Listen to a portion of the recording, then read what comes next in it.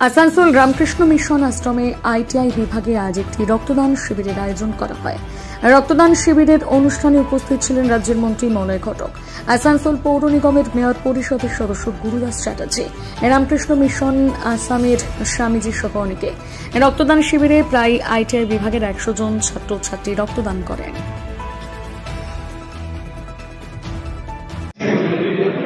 সেই রক্তে কিন্তু আরেকজন মানুষের প্রাণ তিনি ফিরে পাচ্ছেন।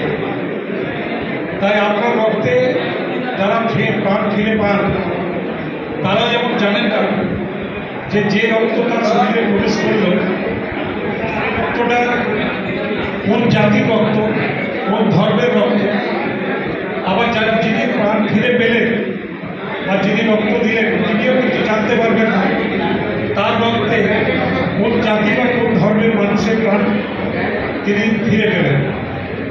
তাই রক্তদান হচ্ছে একটা মহামিলন ক্ষেত্র। রক্তের রং লাল, কিন্তু মানুষের মধ্যে মেলবন্ধনের সব থেকে বড় জায়গা হচ্ছে এই রক্তদান শিবির। আমি প্রত্যেককে আমার তরফ থেকে আন্তরিকভাবে ধন্যবাদ জানাই যারা রক্তদান করলেন। আজকাল রক্তদান যারা করেন তারাও তো অনেকেই জানেন না যে রক্তের বিভাজন কিন্তু এখন সম্ভব হয়।